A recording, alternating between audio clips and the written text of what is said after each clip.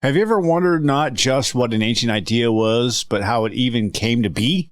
Not the mythical story within the idea, but the historical, philosophical journey that led brilliant minds to conceive of it in the first place.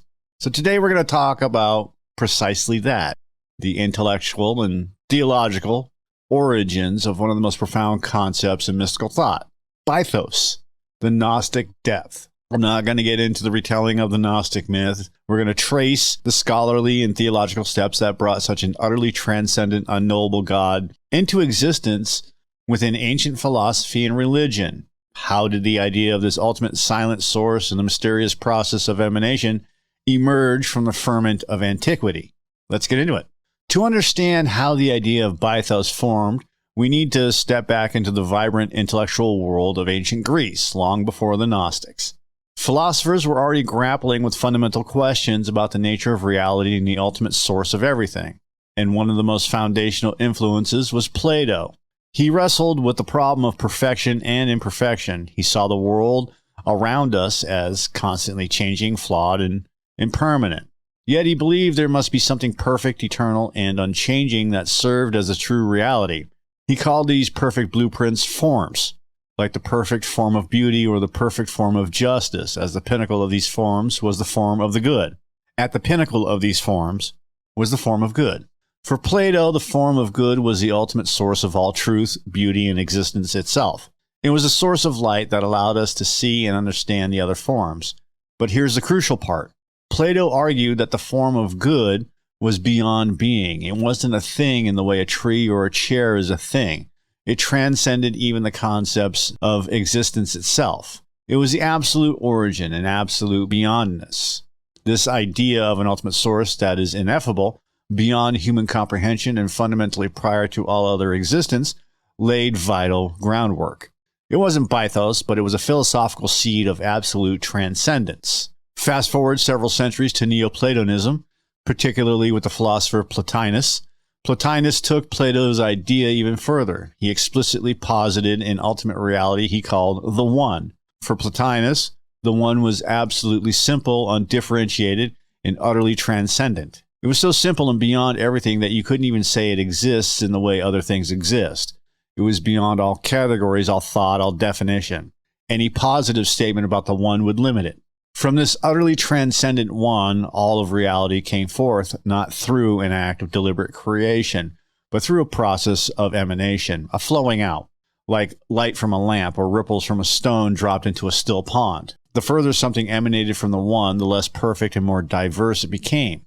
The first emanation was intellect, then soul, and finally matter. This idea of a cascade of being, where perfection gradually diminishes as it moves away from the ineffable source, is a direct conceptual ancestor to the Gnostic pleroma and the subsequent fall. And this provides the mythological structure for how Bythos could be perfect, yet other things emerged from it. Alongside these philosophical developments, there was a growing religious and spiritual current in the Hellenistic world. The idea of the unknown God, agnostos theos, people felt that there might be a supreme divine being, too vast and too profound to be captured by the names and rituals of traditional polytheistic religions. We even see this echoed in the biblical book of Acts, where Paul encounters an altar in Athens dedicated to an unknown God. This widespread recognition of a potentially ultimate unnamed deity created a cultural readiness for a concept like Bythos. The mythology of an unknown or hidden God existed in the shared religious consciousness. The Gnostics, these early spiritual seekers, often operated on the fringes of nascent Christianity and other Hellenistic religions, and were deeply troubled by a fundamental theological and philosophical problem. If God is perfectly good and powerful, why is the world so full of suffering and evil and imperfection? Why does it feel like a trap rather than a divine creation? This was the driving question that propelled them to develop a radical cosmology, at the heart of which lay the concept of Bythos. Traditional Jewish and Christian theology, broadly speaking, affirmed that the one true God, the supreme being, was the direct creator of the entire cosmos, both spiritual and material, and that this creation was inherently good. But the Gnostics looked at the harsh realities of life, the pain, the injustice, the cycle of death, the perceived materialism, and the corruption of the world, and found it hard to reconcile with an all-good, all-powerful creator. Their solution was brilliant in its daring. they introduced an intermediary, a less perfect creator. This being, whom they called the demiurge, was the one who actually created the material world, but, and this is the key, the demiurge was ignorant of the true supreme God. He believed that he was the ultimate, so the world he made was flawed, limited, and chaotic, reflecting his own ignorance and imperfection, not the absolute perfection of the true divine. And this is where Bythos enters the picture as the ultimate theological answer.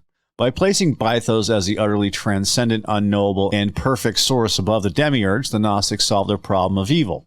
Bythos could remain perfectly good, perfectly pure, and perfectly beyond, unstained by the imperfections of the material creation or the demiurge's mistakes. The Gnostic theologians, through their deep contemplation and spiritual insight, eventually said, our God is so good and so perfect, so profound, that this flawed world cannot possibly be his creation. Therefore, there must be a separate lesser creator and an even higher, truly perfect source from which that lesser creator ultimately originated. Bythos was the conceptual space for this absolute perfection, a theoretical necessity for their worldview to hold together. The pairing of Bythos with silence also served a profound theological purpose. It wasn't just poetic, it spoke to the ultimate unknowability of the highest God.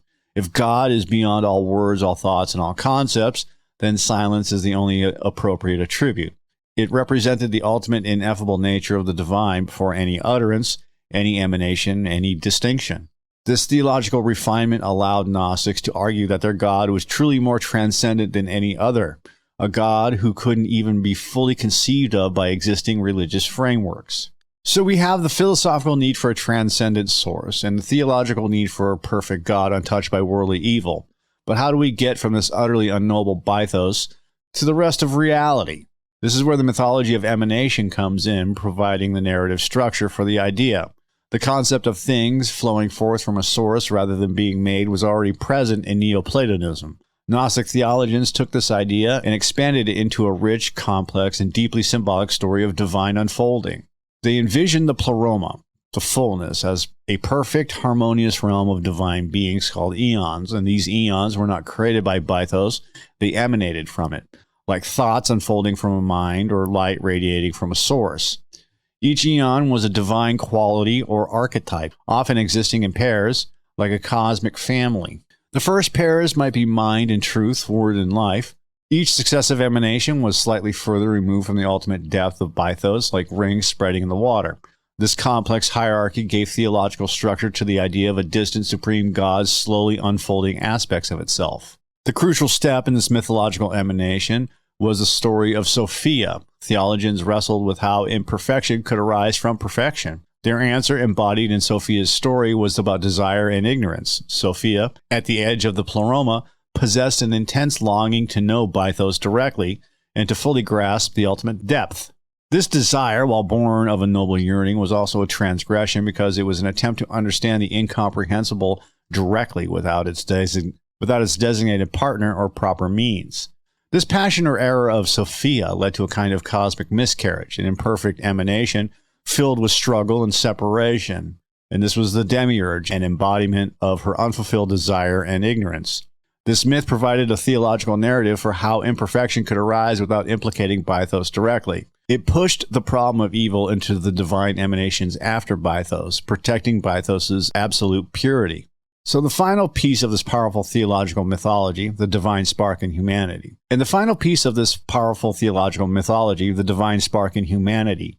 Gnostic thinkers conceived that tiny fragments of Sophia's divine essence, or even the pleroma itself, became trapped within the material bodies created by the demiurge. And this meant that humanity carried with it a piece of the ultimate Bythos, a spark from the true divine realm.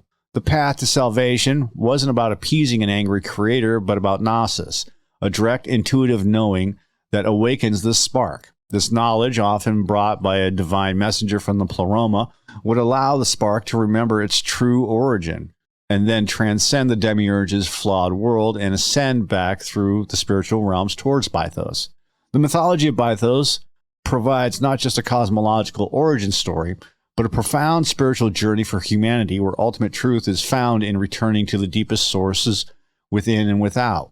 The intricate and profound concept of Bythos, born from these philosophical and theological needs, deeply influenced the intellectual landscape of its time. However, as Orthodox Christianity gained dominance, Gnostic ideas were largely suppressed and labeled as heresy. The simplicity of a single good God creating everything was preferred over the complex, dualistic Gnostic cosmology. Despite this suppression, the core ideas that led to Bythos, radical transcendence, emanation, and the quest for hidden knowledge, did not vanish. They continued to echo through various esoteric and mystical traditions in the centuries that followed.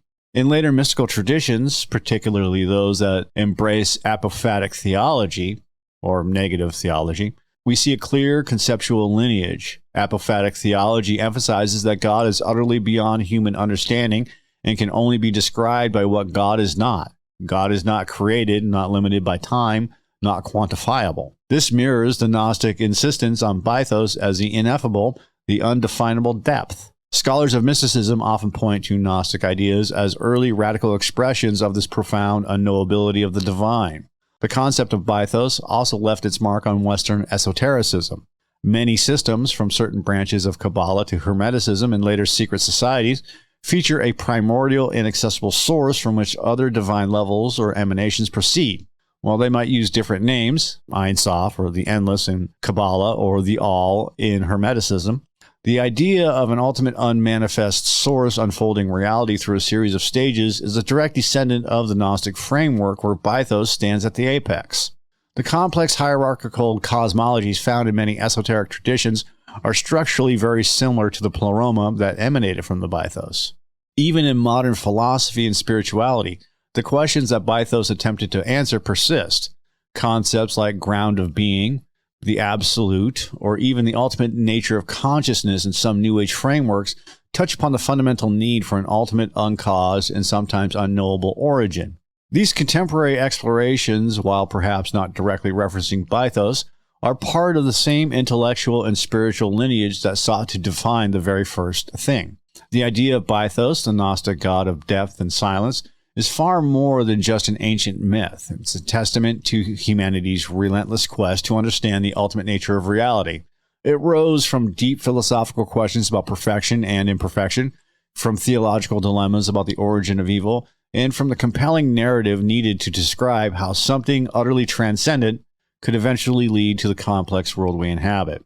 Bythos is the culmination of centuries of thought about the first principle, the uncaused cause, the ineffable ground of all being. It's a reminder that throughout history, scholars, philosophers, and religious thinkers have dared to imagine a God so vast and so profound that it lies beyond even our most sacred words and deepest thoughts, existing in a realm of pure, perfect silence from which all possibility unfolds. That's all I got for today. Like it if you like it, don't like it if you don't. Have a good day.